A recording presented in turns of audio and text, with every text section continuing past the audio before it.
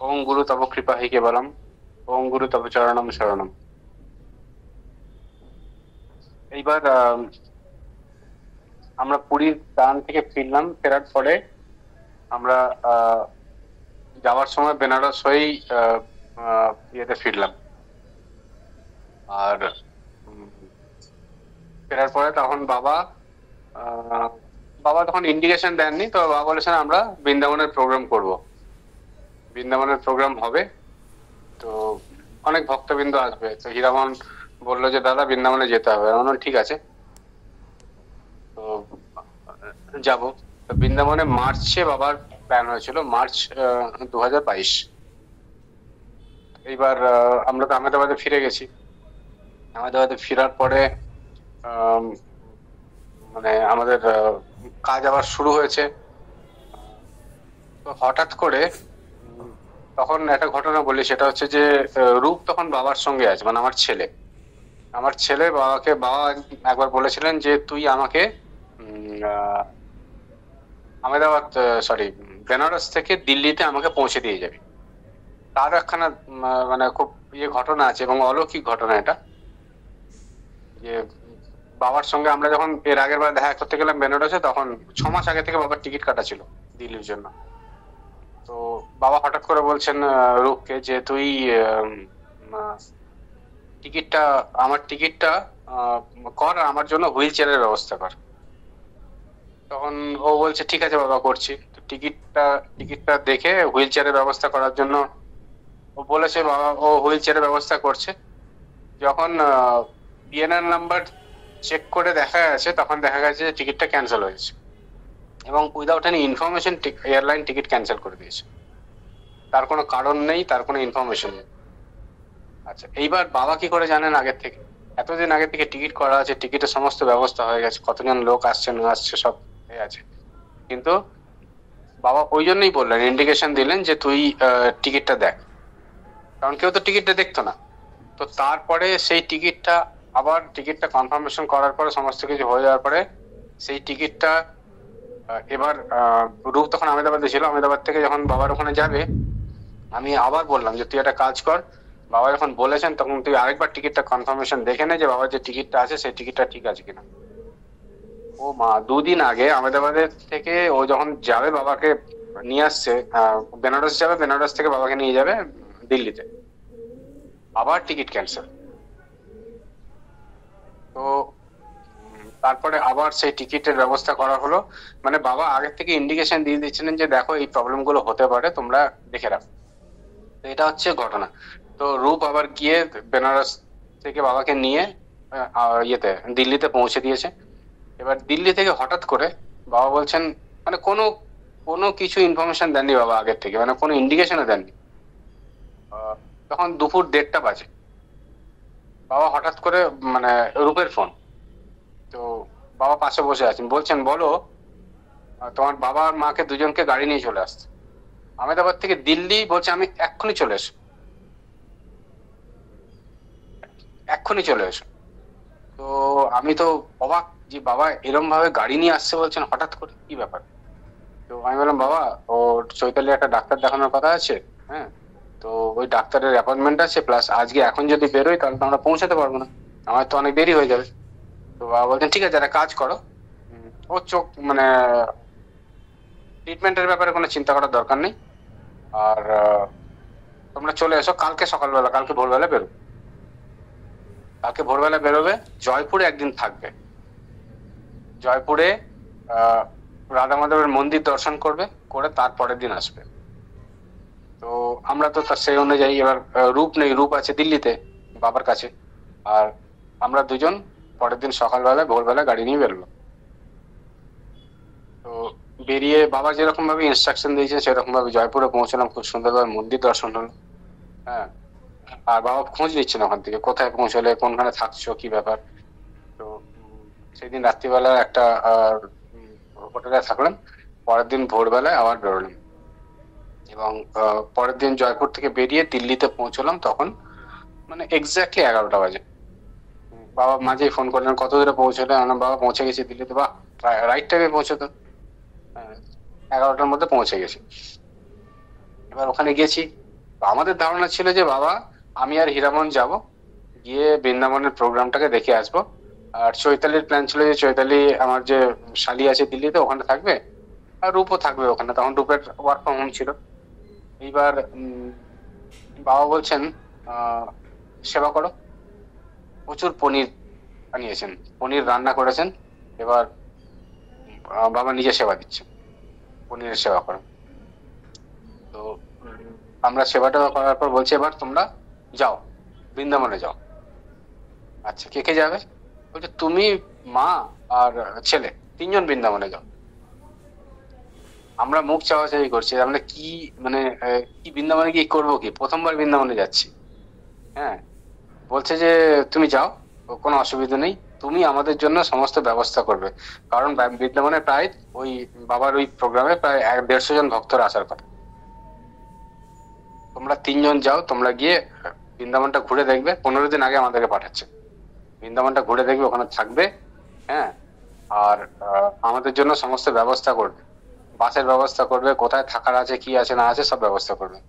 তো প্রথম মানে এটা হচ্ছে একদম যেরকম মানে ব্লাইন্ড জিনিসটা, যে বাবা ফট করে দিয়ে দিলেন, নাও তুমি করো। তো আমি তো অবাক, আমি বুঝতে পারছি না যে কি করবো, এতজন লোকের ব্যবস্থা আমি বৃন্দাবনে করবো কি, আমি তো জানি না কিছু। হম। তো হীরামনকে বললো যে, বাবা বললো হীরামনকে ডাকো। হীরামন তখন আসছে, হীরামনকে বললো তুমি এদের সঙ্গে যাও, গিয়ে এদেরকে রেখে দিয়ে এসো, এদেরকে দেখিয়ে দিয়ে এসো কোথায় কি আছে না আছে। ইয়ে, তোমাদের তিনজনের দায়িত্ব থাকবে আমার এই প্রোগ্রামটাকে অর্গানাইজ করা। এই প্রথম আমার শুরু হলো, এই একখানা লাইফের একটা অধ্যায় শুরু হলো, যে অধ্যায় থেকে বাবা আমাকে মানে ডাইরেক্টলি কাজের মধ্যে ঠেলে দিলেন, যে এই কাজগুলো তুমি করো। তো খুব মনে মনে খুব ভয়, কি করবো বুঝতে পারছি না। দিয়ে যাই হোক বৃন্দাবনে পৌঁছলাম।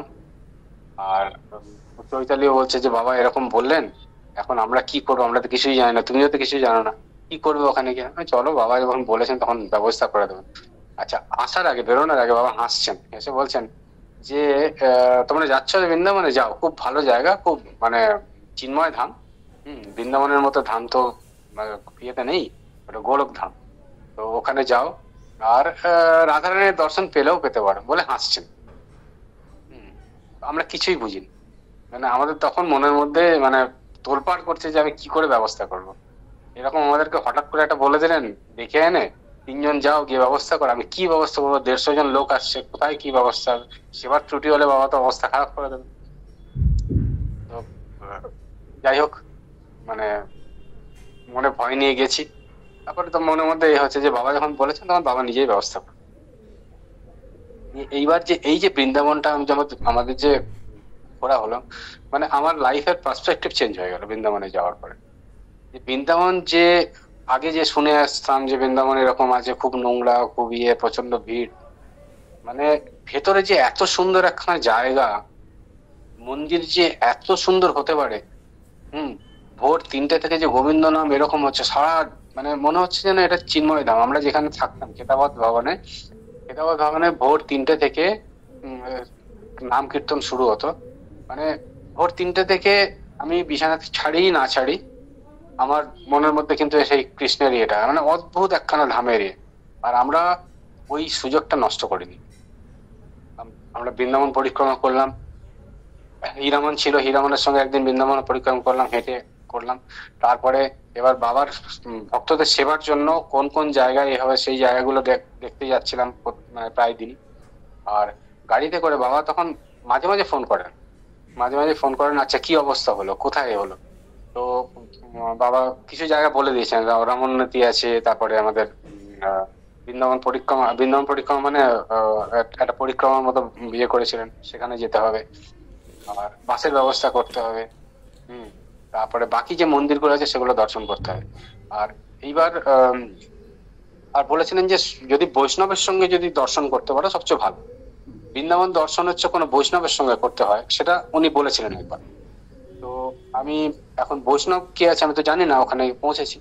এবার বাবা লীলা দেখুন, যে আমরা ওই গোবিন্দ মন্দিরে গেছি, আমাদের মহেশ্বরী কুঞ্জে বাবা যেখানে থাকবেন তার থেকে একদম কাছেই, হেঁটে 2 মিনিট লাগে। গোবিন্দ মন্দিরের পেছনে একখানা খুব সুন্দর বিরাট বড় মন্দির আছে। গোবিন্দ মন্দিরটা তো বড়ই, তার পেছনে যে অরিজিনাল যে এটা আছে সেখানে। তো ওইখানে যাওয়ার পরে তো আমি রাস্তায় যখনই দেখতাম আর কি, আমাদের বৃন্দাবনবাসী দেখলে, ব্রজবাসী দেখলে তাদেরকে প্রণাম করতাম। তো একজনকে প্রণাম করেছি, সাদা বস্ত্র পরিধান করে, সাইকেল নিয়ে যাচ্ছিলাম মন্দিরের মধ্যে সাইকেল নিয়ে বেরোচ্ছেন আর কি। তো আমরা প্রণাম করার পরেই বলছেন, প্রভু বলছেন যে আপনারা কোথাকার।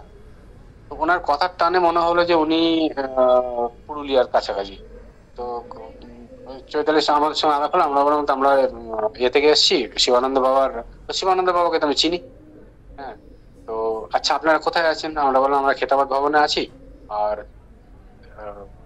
চৈতালির সঙ্গে কথা বলার পরে আমরা জানতে পারলাম যে উনি পুরুলিয়ারই লোক, এবং আমাদের মানে চৈতালি আমার শ্বশুর বাড়ির একদম কাছেরই, খুব কাছের। উনি শ্বশুর বাড়ির আমাদের এদেরও চেনেন। তো আলাপ হয়ে গেল। এবার উনি বৈষ্ণব একদম, উনি বললেন চলুন আমি আপনাদেরকে বৃন্দাবন দর্শন করাবো। এবং এই যে বাবার যে কথা, এই বাবার কথা যে ফলে গেল, এবং উনি যে আমাদেরকে বৃন্দাবনে যে চারটে ধাম আছে, এই চারটে ধাম আমাদেরকে দর্শন করালেন। আচ্ছা, অদ্ভুত ব্যাপার, আমরা বাবাকে কিন্তু সেই ঘটনাটা বলিনি যে আমরা চারধাম দর্শনের জন্য যাচ্ছি। শনিদেবের মন্দির থেকে বাবা বলেছিলেন যে শনিদেবের মন্দির দর্শন করবেন আগে, 2 দিন আগে।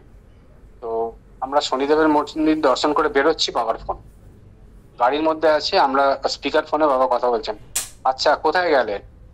আমি বললাম বাবা এই শনিদেবের মন্দির দর্শন করে হলো। আচ্ছা শনিদেবের মন্দির দর্শন করেছো না? মানে উনি যেন অপেক্ষা করেছেন যে আমি শনিদেবের মন্দিরটা দর্শন করি, এবং তারপরে ফোনটা করলেন। মানে পরিষ্কার মনে হচ্ছে যে বাবা পুরো দেখতে পাচ্ছেন যে আমি কোথায় আছি, কি করছি। হ্যাঁ।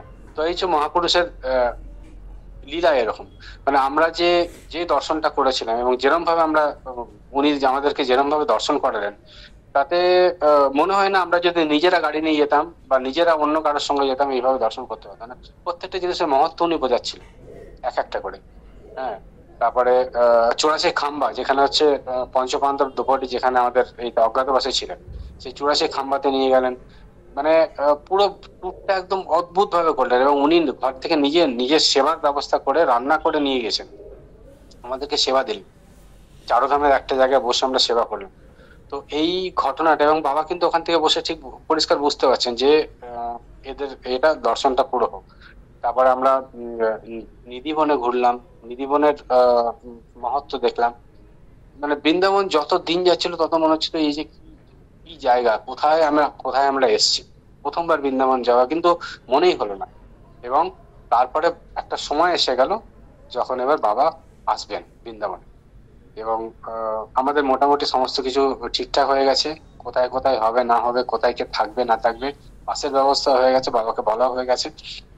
মানে প্রত্যেকটা জিনিস যেন বাবা আমার হাতে ধরে করার। এই যে বড় একখানা অর্গানাইজেশন করা, এই অর্গানাইজেশনটা বাবা আমাকে দিয়ে দেখতে চাইলেন যে এ করতে পারে কিনা, এই ইচ্ছে আছে কিনা, একটা স্টেপ এগোয় কিনা। তো যাই হোক, ভয়েই হোক আর কিছুতেই হোক, মানে গোবিন্দের আশীর্বাদে আমি ওই জায়গাটাতে যেতে পেরেছিলাম। সেই জন্য বাবা বললেন যে ঠিক আছে যাও, শুরু করো কাজ। এরপরে যে ঘটনাগুলো আছে, এবার বৃন্দাবনের যে চ্যাপ্টারটা আছে, সেই বৃন্দাবন চ্যাপ্টারের কাল থেকে কিছু স্পেসিফিক ঘটনা বলবো, যেগুলো হচ্ছে মানে এগুলো অলৌকিক ঘটনা। মানে এগুলো কোনো যুক্তি তর্কের বিচার আমাদের মধ্যে মানে আমরা বিচার দিয়ে ওটাকে বিচার করতে পারবো না, ওটা বাবাই জানেন বাবা কিভাবে করেছিলেন। এই ঘটনাগুলো এক এক করে বলবো। বৃন্দাবনের পর্বটা আমার একটু হবে, আমি 2-3টে পর্বে বৃন্দাবনটা বলবো। প্রণাম, জয় গুরু।